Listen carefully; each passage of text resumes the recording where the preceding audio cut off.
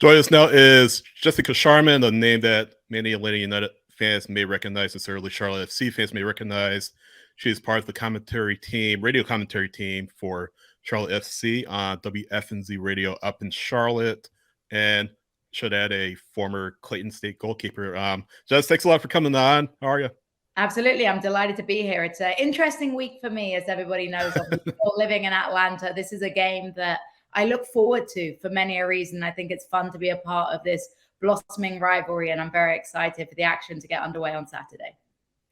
Yeah, we can't wait either. I know LA United fans can't wait either. I think I heard at last check, maybe 1,000 or so fans will head it right up I-85 to Bank of America Stadium. So should be a good one on Big Fox and MLS Season Pass, but that should be a good match. Real quick, for those of you who aren't quite sure of who you are, what you do, and all of that, kind of give us a quick rundown about your broadcasting career to this point, and also your soccer career. I mentioned you played for Clayton State, goalkeeper. Talk about that, how you got to the game, and just your path to where you are right now.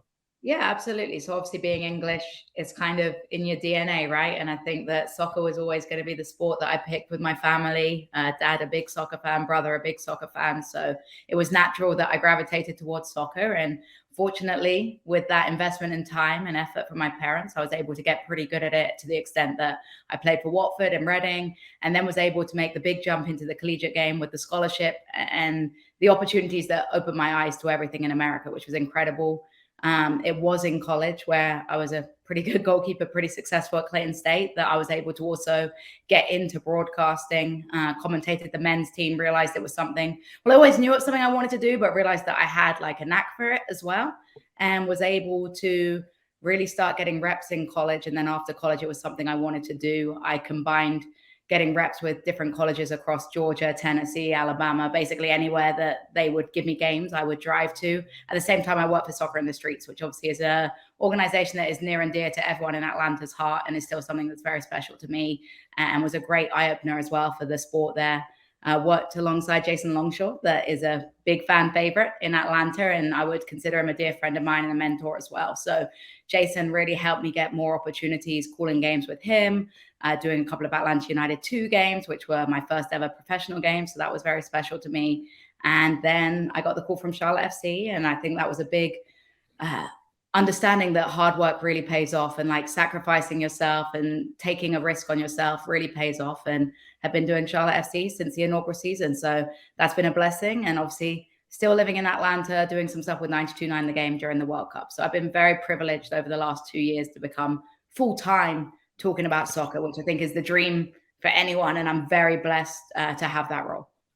Yeah, I think on top of that too, you being, I think, the only woman commentator on the radio side, at least. I know the television side, you have Jen Hildreth, who lives here in Atlanta, Lori Lindsay, Kendra DeSinabin, who called the match with Kevin in the season opener. So I know just from reading your work and reading your tweets that that's a big thing that you've been able to step into, being able to kind of break this glass ceiling that exists on the men's side of things as far as football is concerned.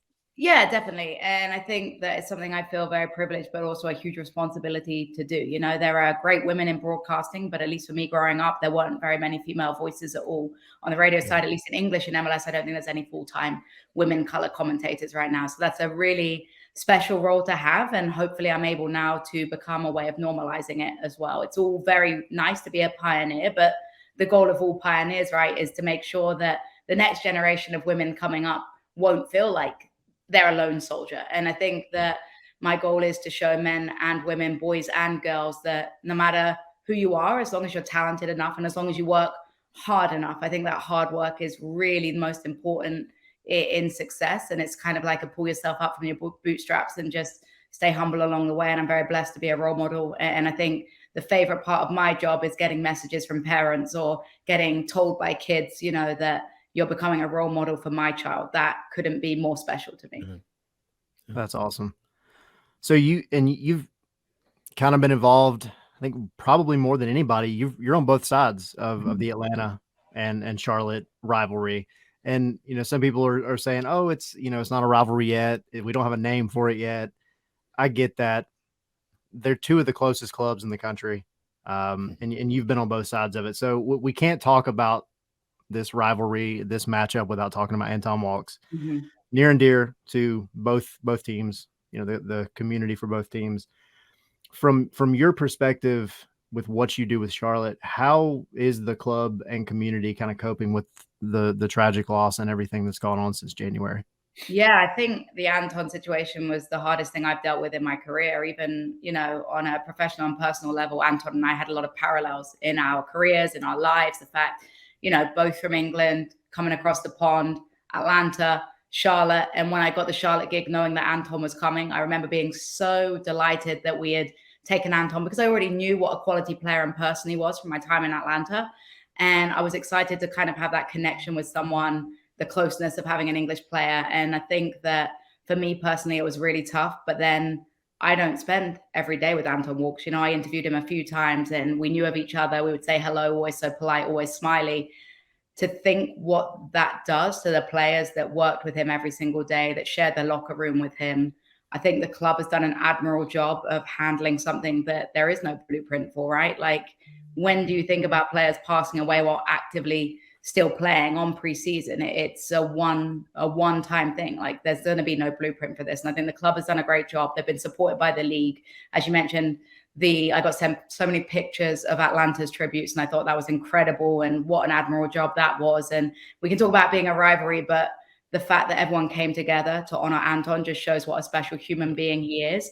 But I'd be lying to you if I said it wasn't tough. I think a lot of people on the outside have talked about Anton Walkes' passing as like this thing that's going to be a motivating factor. And a lot of people saying like, this is going to be the push over the edge. But I think you want it to be that, but on a human level, how can you say that all it's going to do is motivate you? Like, there's going to be a very big emotional component to it. And it's about channeling the respect for Anton, but also you got to handle that emotional side. And I think these are human beings, and we have to deal with it in our own unique way. And healing isn't a linear process. And I think we're seeing that. But I will say the league has been amazing, not just Atlanta, not just Charlotte. We've seen tributes from everywhere. And I think that this is a moment that touches everybody, because like I say, no one knows how to handle this. And I think it's going to take time. But this weekend's going to be very emotional for everyone, right? Because I think there's a lot of Atlanta fans that remember Anton for the incredible guy he was, for the smile he was, the leader he was. And I still remember to this day how upset so many of Atlanta fans were, understandably, when Anton was left unprotected, right? Yeah. That hurt seeing Anton in a Charlotte shirt for a lot of Atlanta fans. So I think that it will be an emotional affair, because both of us share that love for Anton and his family and his young daughter. And it's just, you know, it's a tough one. And I think it's something that's going to stay with everyone for a very long time. And the only way we can do it is honor Anton. And I think Anton's been honored across both teams very, very well. And I'm proud to have been involved with both sides of the club for how we've all come together for this moment.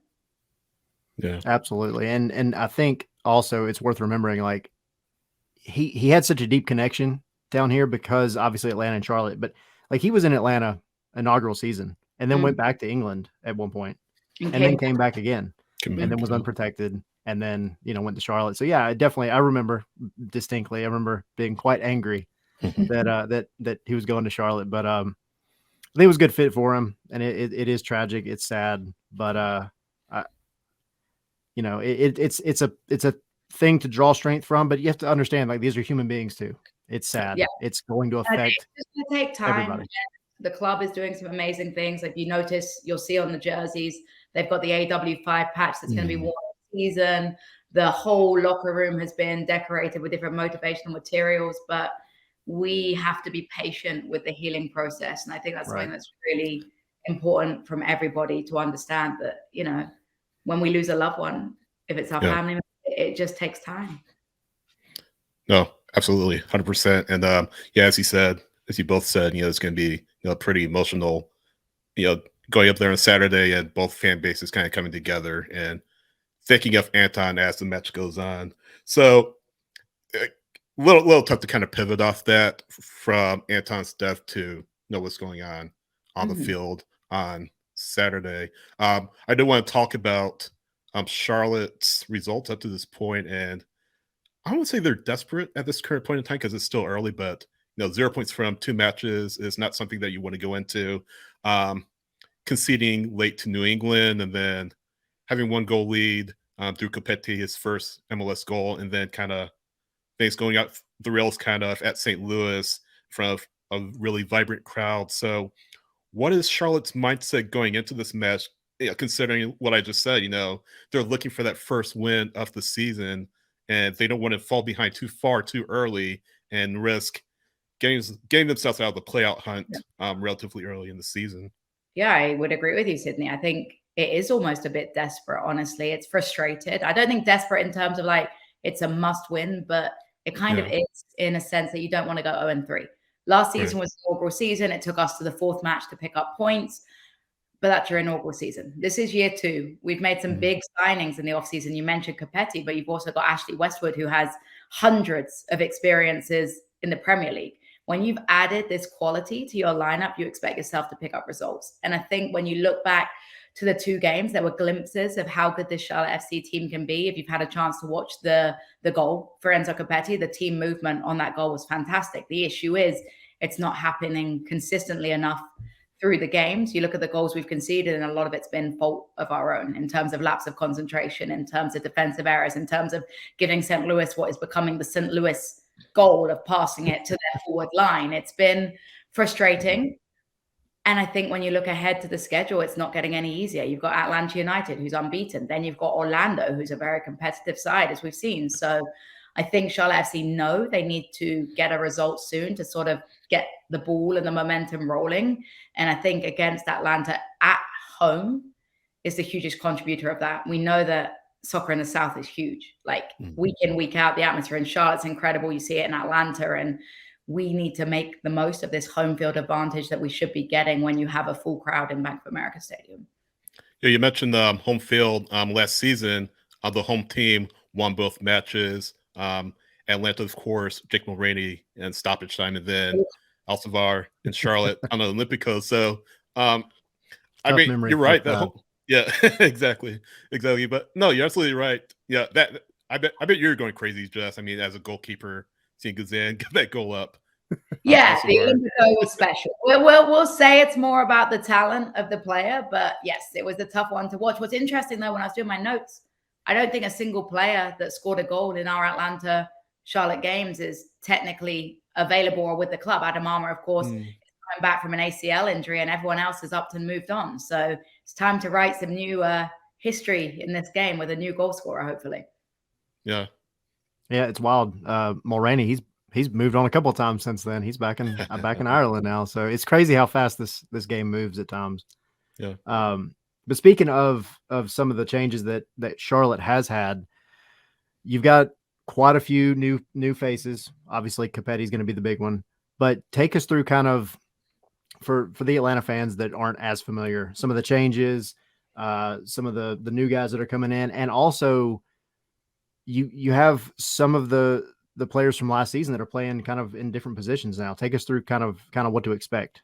Yeah, absolutely. So firstly, you're going to see a different goalkeeper, Christian Kalina, who I thought did a pretty good job against Atlanta and is a very good goalkeeper. But when you watch him from outside, you've seen some highlight reel that maybe wasn't as good. But we have Pablo Cisniega in goal right now, who's been very good and would look back at the 4 goals he's had to concede as frustrating. I mean, he's conceded a penalty, an own goal, the back pass, and then whatever else against in the 89th minute against New England Revolution. But I think he's a pretty solid goalkeeper, and I think that he's going to be kept busy against Atlanta. So we'll see how that goes. Back line, obviously, Anton Walkes would have been a right-on starter. So that's been really tough to replace. We were able to sign Bill Tuiloma, who has a lot of MLS experience. And so far, he's been pretty decent considering he's building a brand new partnership with Adelson Malanda, who is a guy that I think will not be in MLS very long. 21-year-old French guy, and just so smart. He was the guy that had the mistake against St. Louis. But if you're basing your perception of Adelson Malanda after that mistake, that is a once-in-a-lifetime mistake from him. Fullbacks, I think you alluded to the fact that we've played 2 different people at left back so far this season. So your guess is as good as mine about where Lattanzio is going to go with that. But Nathan Byrne, a new signing from England, had championship experience, pretty solid back there. Left back, who knows? We've seen Brant Bronico, who was a midfielder. We've seen Harrison Awful, who's right-footed. There's only one natural left-footed left back right now that's fit, and that's Joseph Moore. And he started the game against New England, played well, but didn't get kept in the middle. Midfield is where I think we have some of our biggest talent. I mentioned Ashley Westwood. His distribution is incredible. Watching him pass is amazing. Set piece, very good at, although I will say our corner kicks have been pretty rough so far. So hopefully they've been working on those against Atlanta. I mean, you scored an Olympico against them, so you would hope that corner kicks might be something that you'll be working on. Derek Jones is ever present in centre back, very good holding defensive mid. Karos Federski's moved into midfield. Karos Federski, obviously one of the big names, designated players. I think he hasn't got off to as good of a start as he would have liked to. Hasn't scored yet, of course, only the one goal from Enzo Capetti. So Karos Federski has a lot of pressure on his shoulders, but we know how dangerous he can be. Enzo Capetti, I think he's the real deal as a number 9, but has made very vocal comments about how he's having to adjust to MLS, whether that's the officiating, whether that's the turf. He said it's very different to Argentina. So hopefully he's able to adjust quickly.